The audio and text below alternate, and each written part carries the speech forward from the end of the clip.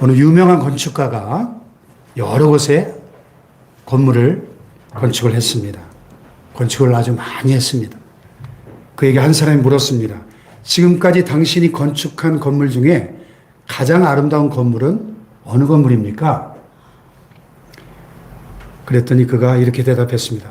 다음에 건축할 건물입니다. 러시아의 수도 모스크바의 붉은 광장 크렘린 궁전 그 앞에는 세계에서 가장 아름다운 예배당이라고 일컬어지는 성 바실리 대성당이 있습니다. 이 성 바실리 대성당은 1555년에서 1561년 사이에 러시아의 황제 이반 4세의 명으로 건축된 러시아 정교의 성당인데요. 천상의 예루살렘이라는 별명으로 불립니다. 화려한 색채와 그 독특한 건축물로 인해서 천상의 예루살렘 이렇게 불리는데요. 이 9개의 첨탑은 마치 불꽃처럼 하늘로 솟아오른 그런 모습으로 천상의 궁전을 상징한다. 이런 해석도 있고 또 그 9개 각 첨탑이 각각 9명의 성인을 상징한다. 그런 해석도 있습니다. 이 첨탑 사이의 벽면에는 러시아의 역사와 문화를 보여주는 벽화가 그려져 있는데 러시아의 국보로 지정되어 있고요. 유네스코 세계문화유산으로도 등재되어 있습니다. 러시아의 수도 모스크바를 방문하는 관광객들이 가장 많이 찾는 명소 중에 하나죠. 제가 2000년대에 남대전교회 청년들 데리고 러시아 단기 선교 갔을 때 이곳을 가보니까 강경민 선교사님이 그런 그 비하인드 스토리를 이 성당이 지어지고 나서 있었던 이야기를 하시더라고요. 이 예배당을 다 짓고 나서 건축가가 그랬대요. 경험이 노하우가 축적돼서 앞으로 더 좋은 예배당을 지을 수 있습니다. 그 말을 듣고는 그 유명한 독재자였던 러시아의 황제 이반 4세가 이보다 더 좋은 예배당을 지으면 안 된다. 그래가지고 건축가의 두 눈을 뽑아버렸대요. 그러나 그가 말했대요. 그래도 나는 더 좋은 예배당을 지을 수 있습니다. 그러자 이반 4세가 화가 나서 그 사람을 죽여버렸다고 합니다. 실화예요, 실화. 더 좋은 것은 항상 미래에 있습니다. 가장 좋은 것은 아직 오지 않았습니다. 한 미술가에게 물었어요. 당신이 그린 그림 중에 가장 내놓을 만한 그림은 어떤 그림입니까? 그가 뭐라고 대답했을까요? 다음에 그릴 그림입니다. 이제 대화가 좀 되네요. 제가 2015년부터 지금까지 8년째 영상으로 이렇게 설교를 해오고 있는데 주일 오전 오후 1년에 한 평균 100편 정도의 영상 설교를 제작했다고 이렇게 계산을 해보니까 지금까지 한 800편 이상의 영상 설교를 만든 셈인데 지금까지 했던 이 영상 설교들을 제가 전부 제 노트북하고 외장하드에 다 저장을 해놓고 있는데 가끔 이전에 했던 설교들을 이렇게 꺼내서 한번 살펴보면 영상의 이 퀄리티가 점점 발전하고 있는 것을 느낍니다. 만약 누가 저한테 목사님 지금까지 하신 영상 설교 중에 가장 잘 된 게 어느 것입니까? 묻는다면 제가 뭐라고 대답할까요? 네, 그렇죠. 다음 주일에 할 설교입니다. 더 큰 축복은 항상 미래에 있는 거예요. 가장 좋은 것은 아직 오지 않았습니다. 할렐루야. 미국의 아주 유명한 어느 목사님이 한 20여 년 전에 우리나라에 와서 잠실 실내체육관에 집회하면서 그런 얘기를 했던 게 기억이 납니다. The best days for the Korean churches are still left. 한국 교회의 최고의 날들은 아직 오지 않았습니다. 할렐루야. 참 너무 멋있는 말이어서 20년이 지났지만 제 가슴에 이렇게 남아 있습니다. 그렇습니다. 최고의 작품은 미래에 있습니다. 더 위대한 축복의 자리는 아직 비어 있습니다. 내일은 우리의 작업장입니다. 할렐루야. 성경은 한마디로 복에 대한 책이다. 이렇게 말씀드릴 수 있어요. 이 복의 관점으로 복이라는 안경을 쓰고 딱 성경을 보면 하나님이 어떤 분이냐? 하나님은 우리에게 복을 주시는 분입니다. 우리는 그 복을 받아 누리는 존재들입니다. 할렐루야. 그래서 태초에 하나님이 천지 만물을 창조하시고 인간을 맨 마지막에 창조하신 다음에 제일 먼저 하신 일이 뭐였죠? 복을 주신 것이었습니다. 하나님이 자기 형상, 곧 하나님의 형상대로 사람을 창조하시되 남자와 여자를 창조하시고 하나님 그들에게 복을 주시며 그랬어요. 복을 주시며 하나님 그들에게 이르시되 생육하고 번성하여 땅에 충만하라. 땅을 정복하라. 바다의 물고기와 하늘의 새와 땅에 움직이는 모든 생물을 다스리라 하시니라. 아멘. 아멘. 제일 먼저 하신 일이 복을 주신 거예요. 그러니까 우리 인간은 본래 생겨날 때부터 그 하나님의 복을 받아야만 살 수 있는 존재로 지음을 받았다는 것을 알아야 됩니다. 할렐루야. 아멘. 생육하고 번성하여 땅에 충만하라. 이 하나님이 우리 인류에게 주신 최초의 명령이에요. 근데 우리 대한민국이 지금 이 명령에 순종하지 않고 있죠? 전 세계에서 자식을 안 낳는 1위 국가가 됐어요. 이건 재앙입니다. 작년도 출산율이 0.78명, 서울은 0.59명. 미국의 어떤 인구학자가 그 통계를 보고 기절할 뻔했대요. 경악을 금치 못한다. 내 이런 수치를 본 적이 없다는 겁니다. 이건 국가적인 재앙이에요. 생육하고 번성하여 땅에 충만하라. 이게 하나님의 뜻인데.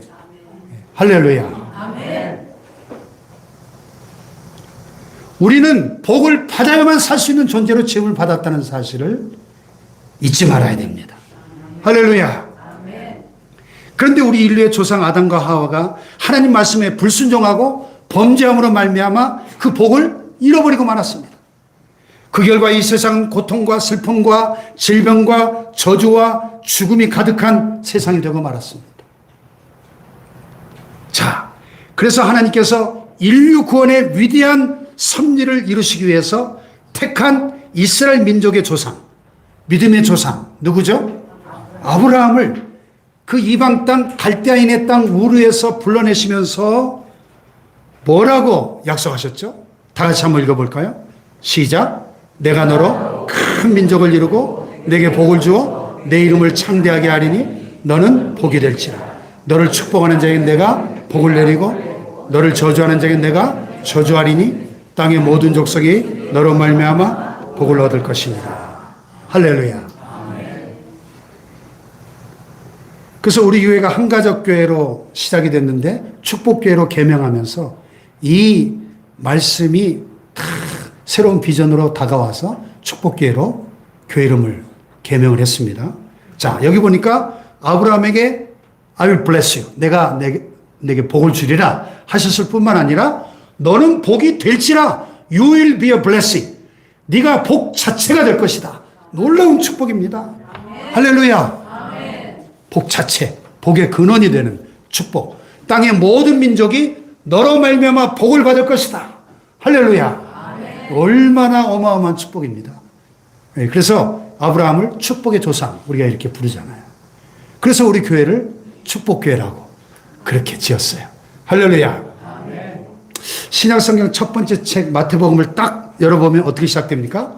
아브라함과 다윗의 자손 예수 그리스도의 계보라. 인류를 죄에서 구원하실 메시아 예수 그리스도의 족보에 등장하는 첫 번째 인물이 아브라함으로 되어 있어요. 이 창세기 12장이 약속이 성취된 것을 보여줍니다. 할렐루야. 이제 장차 머지않은 장래에 예수님께서 재림하셔서 이 악한 사탄의 세력들을 멸하시고 이 땅에 하나님의 나라를 완성하실 줄 믿습니다. 그날이 멀지 않은 것 같아요. 지금 전 지구적인 이 기상이변. 오늘 아침에 뉴스 보니까 캐나다에도 지금 한반도 면적의 1.5배가 불탔어요. 산불이 나가지고. 엄청난 산불이 막 캐나다 전역을 뒤덮고 있더라고요. 하와이 그랬죠. 또 4년 전에 호주가 그랬죠.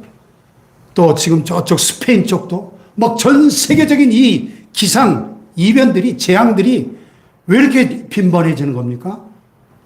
주님 오실 날이 가까워지는 징조들인 줄로 믿습니다. 여러분. 할렐루야.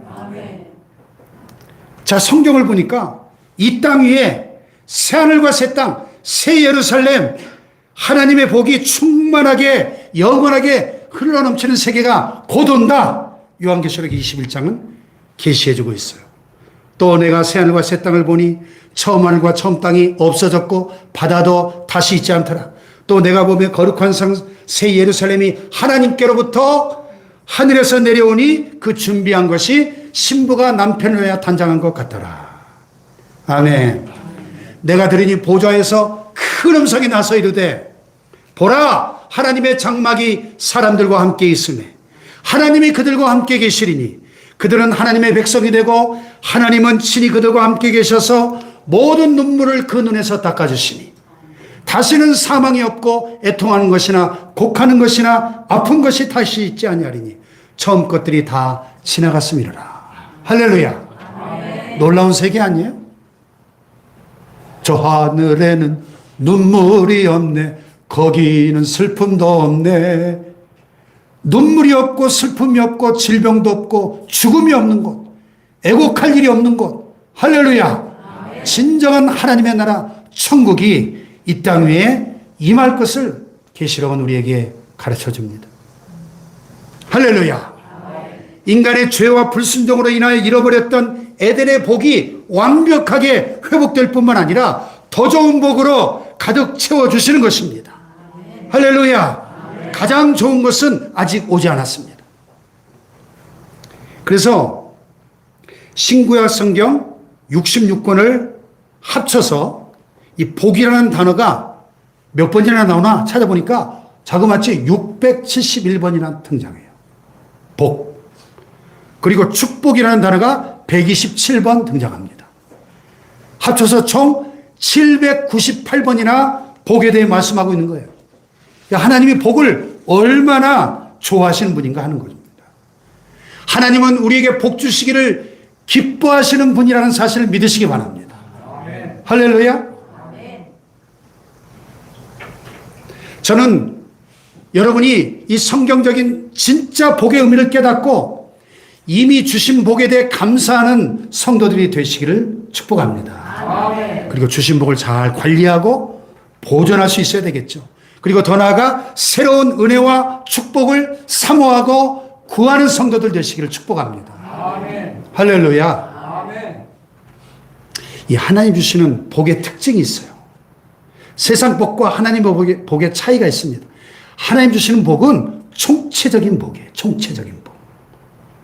하나님의 복은 총체적으로 임합니다. 오늘 본문 신명기 28장을 읽어보시면 복의 진열장, 복의 박물관이죠. 그래서 신명기 18장을 축복장 이렇게 부릅니다.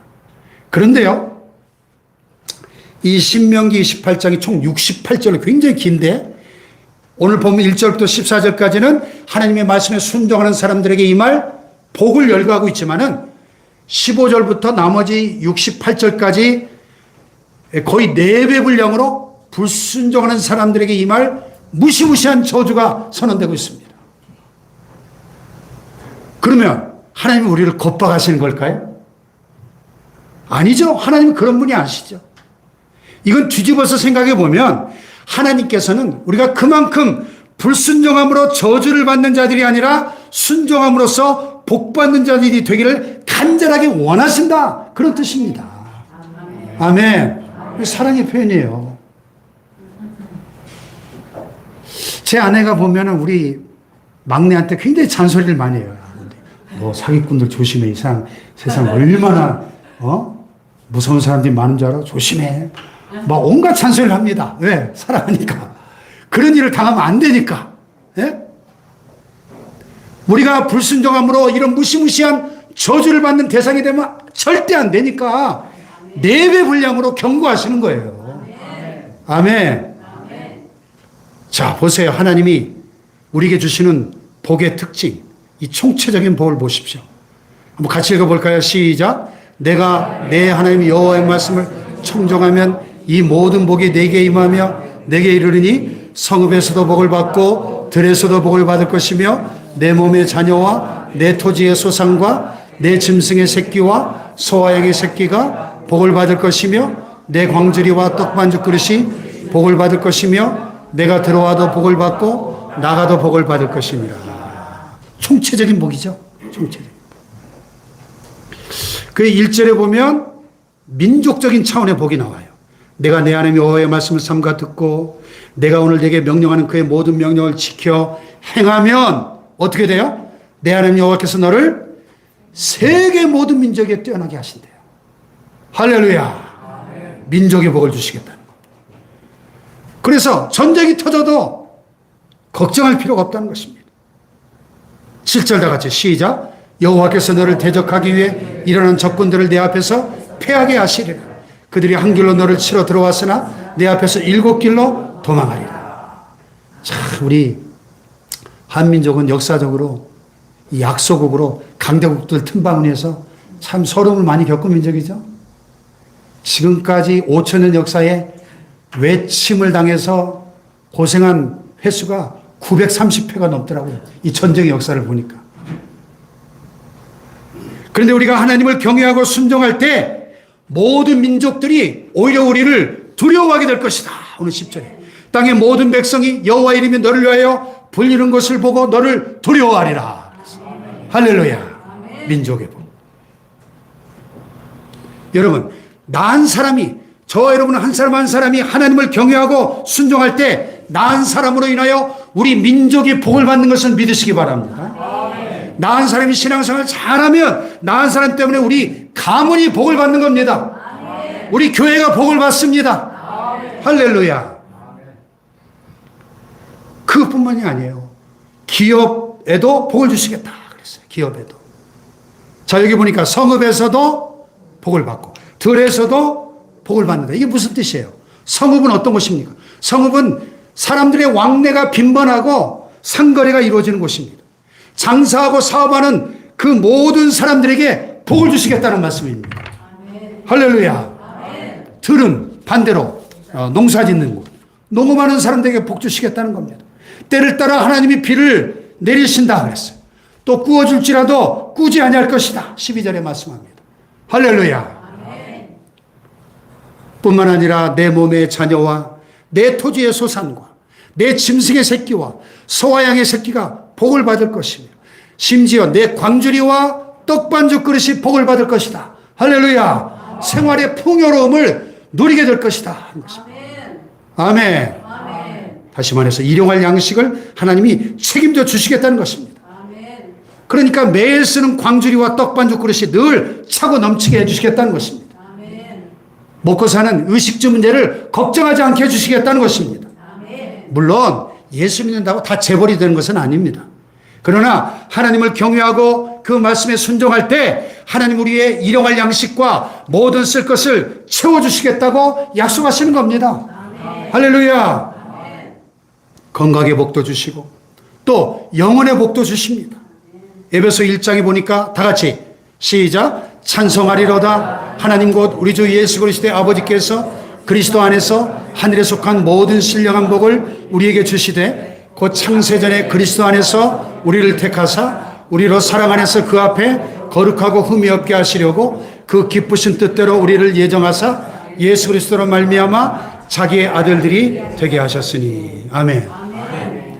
하늘에 속한 모든 신령한 복을 우리에게 이미 주셨다. 원래형으로 말씀하고 이미 주셨대요. 아멘. 할렐루야. 아멘. 하늘에 속한 모든 신령한 복의 내용이 뭐예요? 창세전에 이 천지 만물이 만들어지기도 훨씬 이전에 예수 그리스도 안에서 우리를 택하시고 예정하셨대요. 무엇으로? 하나님의 자녀로 선택하시고 예정하시고 구원의 복을 주셔서 때가 참에 천국 백성 되게 하셨다. 할렐루야. 이게 신령한 복이에요.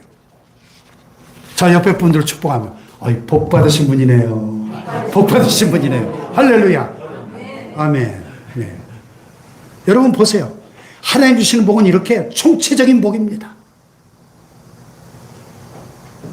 총체적인 복의 주인공들 되시기를 축복합니다. 아멘.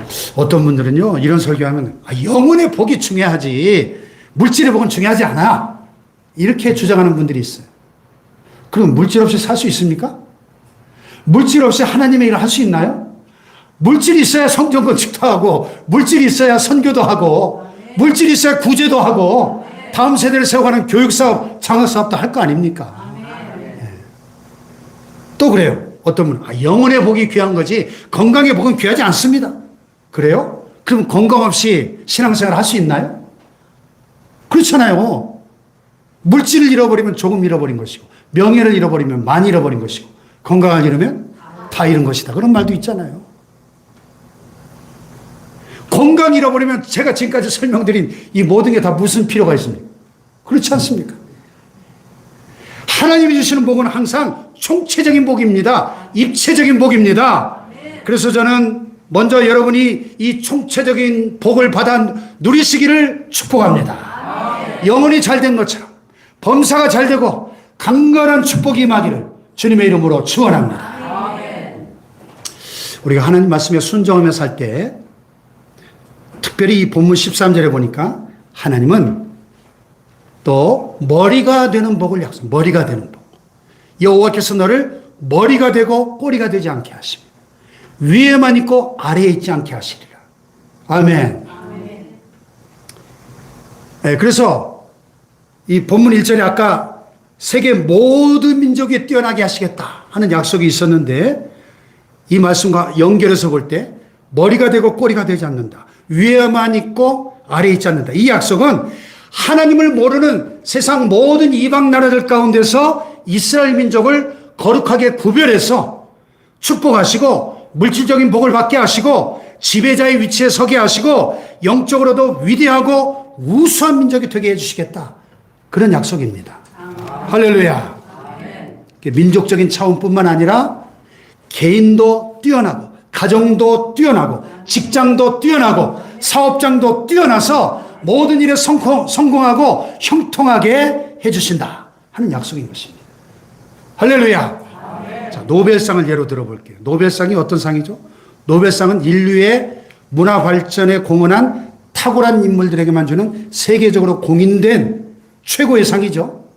그렇기 때문에 노벨상을 받으면 개인뿐만 아니라 그를 배출한 국가의 위상도 높아지지 않습니까? 노벨상은 해마다 문화, 물리학, 화학, 의학, 평화 이렇게 5개 부문에 탁월한 공헌자들에게 주어지는데요.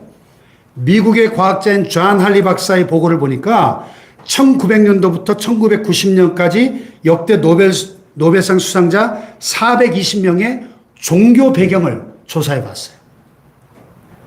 그랬더니 그들 가운데 개신교인이 64%, 유대인이 22%, 카톨릭 교인이 11%, 불교인이 0.9%, 이슬람 교인이 0.1%였습니다.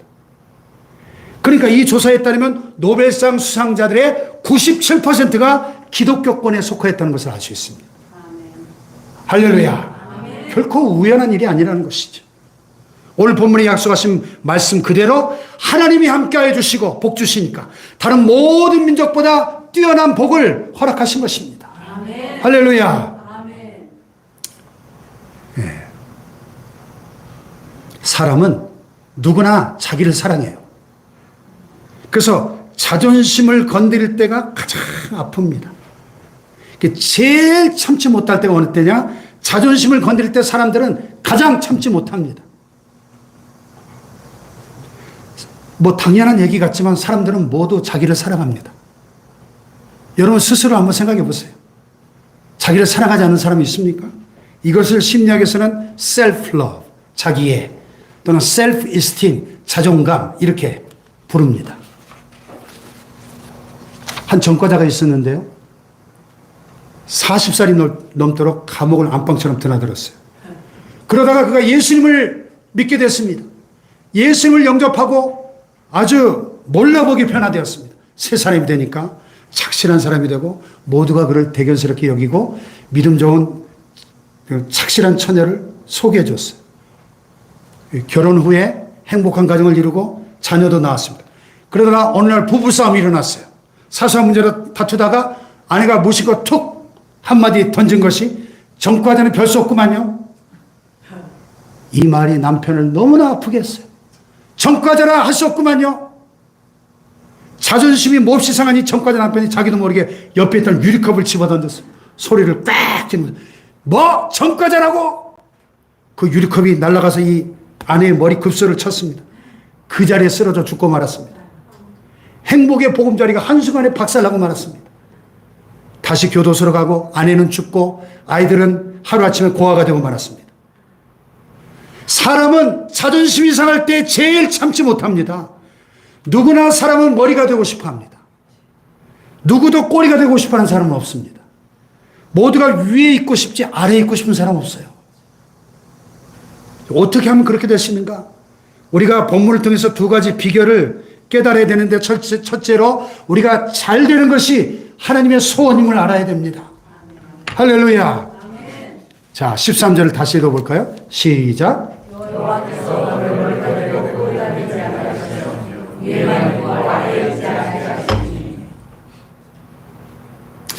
여러분, 부모는 누구나 자녀가 잘 되기를 원합니다. 그렇죠? 머리가 되고 꼬리가 되기를 원치 않아요. 우리 자식이 위에만 있고 아래에 있기를 원치 않죠. 그래서 온갖 정성을 다해 기릅니다. 예. 우리 막내 성기가 유치원 다닐 때 그림을 하나 그렸는데 막 피카소 같은 그림을 그렸는데 상을 받았어요. 엄청 큰 상을 받았어요. 잘 그렸다고. 제가 볼 때는 막 아무렇게나 막 찍찍 그린 것 같은데 잘 그렸다고 상을 받았는데 엄청 기분 좋더라고요. 막 그냥 개발서발 아무렇게나 그린 것 같은데 어떻게 뭐가 인정을 받아가지고 상을 받아오니까 너무 기분 좋더라고요. 부모의 심정이죠. 우리 영의 아버지이신 하나님도 마찬가지예요. 하나님도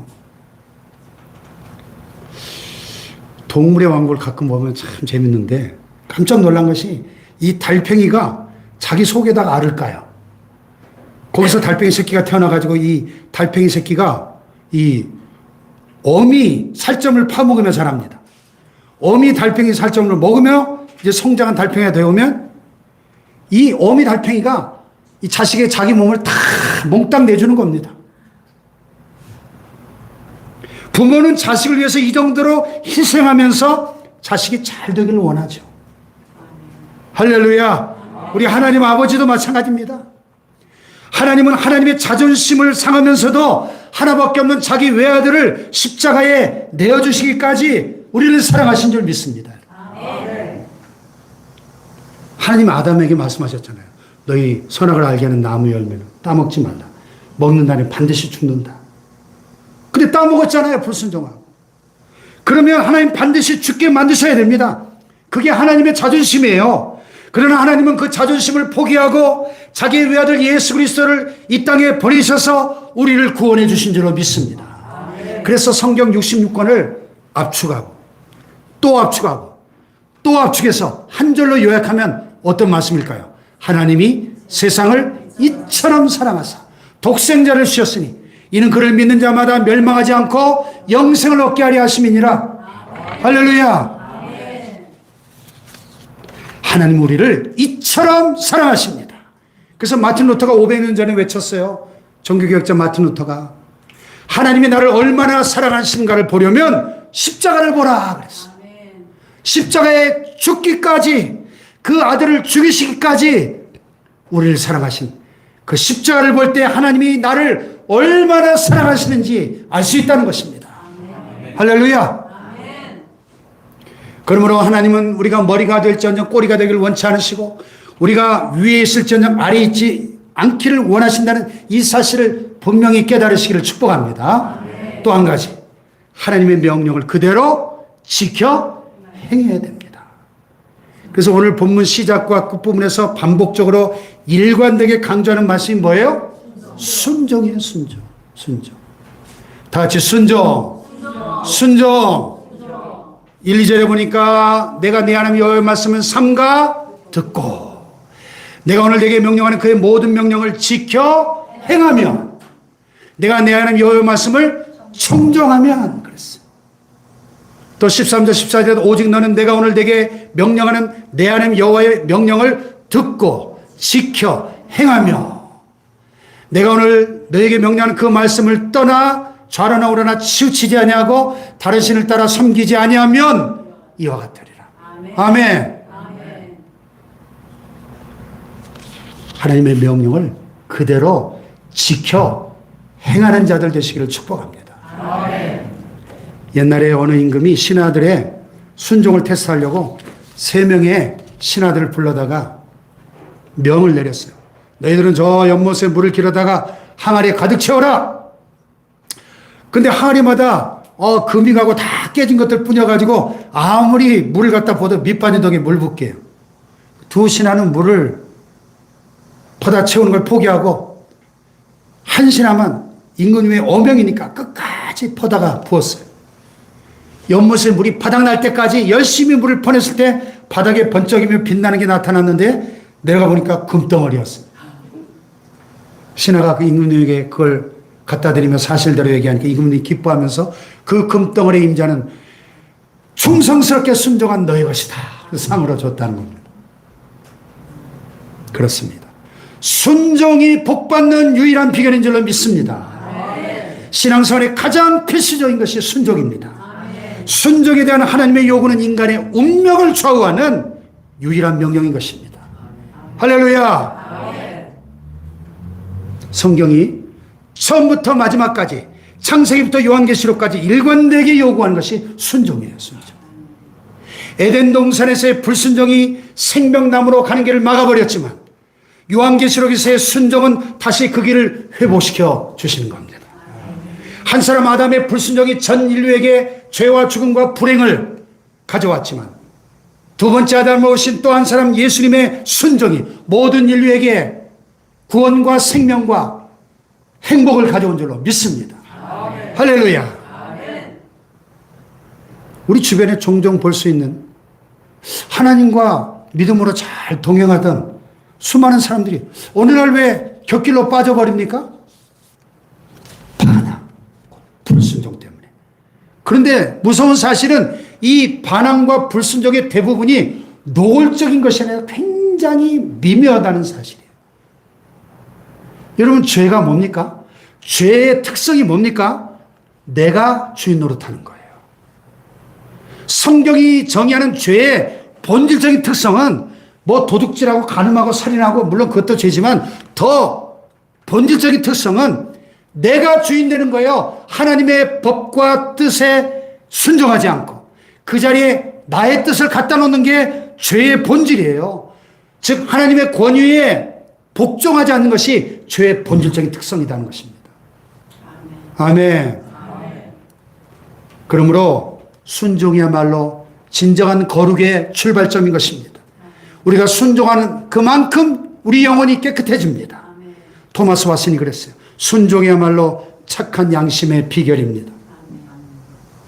순종하면 순종할수록 하나님 앞에 우리는 담대해질 수 있습니다.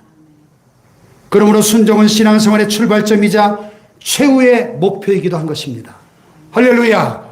우리의 완전한 모델 되시는 예수님은 어린 시절부터 순종의 삶을 자신의 성향으로 만드셨어요. 그리고 그분은 하나님의 아들이시지만 고난을 겪으시면서까지 순종을 배우셨다. 그랬어요. 한마디로 예수님은 요람에서 무덤까지 순종의 삶을 사셨습니다. 순종의 완전한 모델이 되셨어요. 할렐루야. 자기를 낮추시고 죽기까지 복종하셨으니 곧 십자가에 죽으심이라. 십자가에 죽기까지 복종하신 예수님이 부활의 승리로 승리자가 되신 줄 믿습니다. 아멘. 할렐루야. 그러니까 이런 관점으로 볼 때 성경은 이 순종의 축복을 강조해요. 그래서 성경의 공식은 아주 단순합니다. 그렇게 복잡하지가 않아요. 순종하면 복이, 불순종하면 저주가 임한다는 거예요. 얼마나 쉽습니까? 다 같이 순종하면 복이 임하고 불순종하면 저주가 임한다. 믿습니까? 중간이 없는 거예요. 순종이나 불순종이나 둘 중 하나뿐입니다. 양자택일 하나는 것입니다. 사도행전 5장 32절은 또 이렇게 강조합니다. 하나님은 자기를 순종하는 사람들에게 성령을 주신다.